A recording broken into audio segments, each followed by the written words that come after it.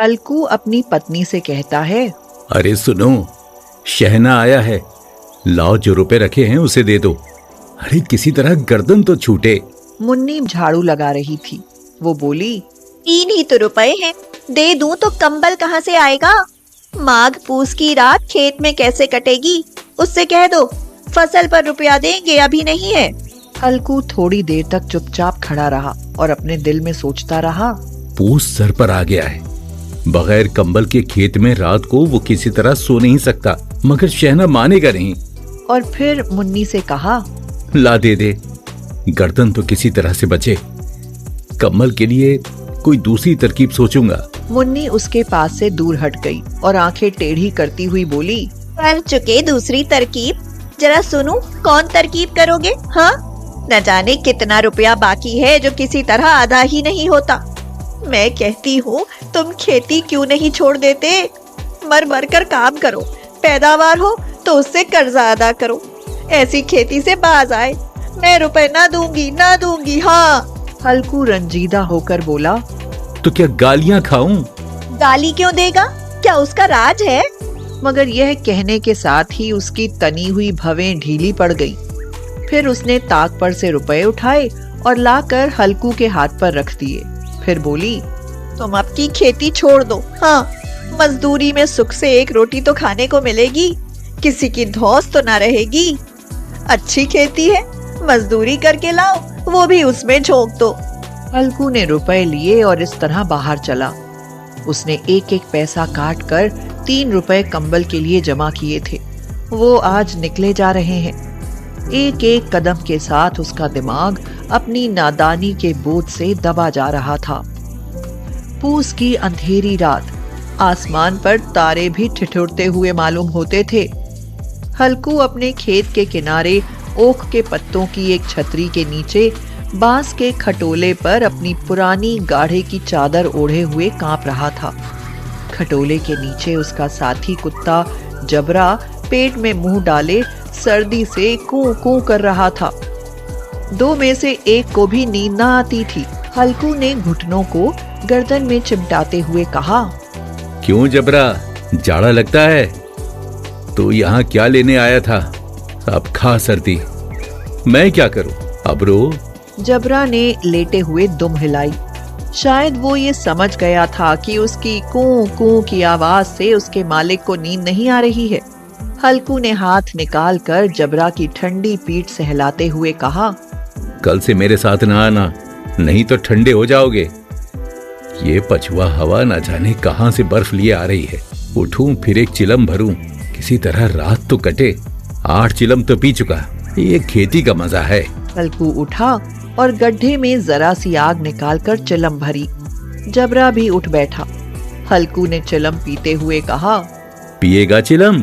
जाड़ा तो क्या जाता है, आज जरा मन बहल जाता है। आज और जाड़ा खा ले, कल से मैं यहाँ पियाल बिछा दूंगा, उसमें घुस कर बैठना, जाड़ा नहीं लगेगा। जबरा ने अगले पंजे उसके घुटनों पर रख दिए और उसके मुंह के पास अपना मुंह ले गया। हल्कू को उसकी गर्म सांस लगी। चिलम पीकर हल्कू फिर लेटा और ये तय कर लिया कि चाहे जो कुछ हो, अब की सो जाऊंगा। लेकिन एक लम्हे में उसका कलेजा कांपने लगा। कभी इस करवट लेटा, कभी उस करवट। जब किसी तरह ना रहा गया तो उसने जबरा को धीरे से उठाया और उसके सिर को थपथपाकर उसे अपनी गोद में सुला लिया। कुत्ते के जिस्म से मालूम नहीं कैसी बदबू आ रही थी, पर उसे अपनी गोद से चिमटाते हुए ऐसा सुख मालूम होता था जो इधर महीनों से उसे न मिला था। जबरा शायद ये ख्याल कर रहा था कि बहिश्त यही है, और हल्कू की रूह इतनी पाक थी कि उसे कुत्ते से बिल्कुल नफरत न थी। वो अपनी गरीबी से परेशान था, जिसकी वजह से वो इस हालत को पहुंच गया था। ऐसी अनोखी दोस्ती ने उसकी रूह के सब दरवाजे खोल दिए थे। इतने में जबरा ने किसी जानवर की आहट पाई। वो झपट कर उठा और छपरी से बाहर आकर भौंकने लगा। हल्कू ने उसे कई बार पुचकार कर बुलाया, पर वो उसके पास ना आया। खेत में चारों तरफ दौड़ दौड़ कर भौंकता रहा। एक लम्हे के लिए आ भी जाता तो फौरन ही फिर दौड़ता। फर्ज की अदायगी ने उसे बेचैन कर रखा था। 1 घंटा गुजर गया, सर्दी बढ़ने लगी। हल्कू उठ बैठा और दोनों घुटनों को छाती से मिलाकर सिर को छुपा लिया। फिर भी सर्दी कम ना हुई। उसने उठकर आसमान की ओर देखा। अभी कितनी रात बाकी है? अभी 1 घड़ी से ज्यादा रात बाकी है। हल्कू के खेत से थोड़ी दूर के फासले पर एक बाग था। पतझड़ शुरू हो गई थी। बाग में पत्तों का ढेर लगा हुआ था। हल्कू ने सोचा, चलकर पत्तियां बटोरूं और उनको जलाकर खूब तापूं। रात को कोई मुझे पत्तियां बटोरते देखे तो समझे कि कोई भूत है। कौन जाने कोई जानवर ही छुपा बैठा हो। मगर अब तो बैठे नहीं रहा जाता, बहुत ठंड है। उसने पास के अरहर के खेत में जाकर कई पौधे उखाड़े और उसका एक झाड़ू बनाकर हाथ में सुलगता हुआ उपला लिए बाग की तरफ चला। जबरा ने उसे जाते देखा तो पास आया और दुम हिलाने लगा। हल्कू ने कहा, अब तो रहा नहीं जाता जबरू, चलो बाग में पत्तियां बटोर कर तापें। इकट्ठे हो जाएंगे तो फिर आकर सोएंगे, अभी तो रात बहुत है। हल्कू ने आग जमीन पर रख दी और पत्तियां बटोरने लगा। थोड़ी देर में पत्तों का एक ढेर लग गया। हाथ ठिठुरते जाते थे, नंगे पांव गले जाते थे और वो पत्तियों का पहाड़ खड़ा कर रहा था। उसी अलाव में वो सर्दी को जलाकर खाक कर देगा। थोड़ी देर में अलाव जल उठा।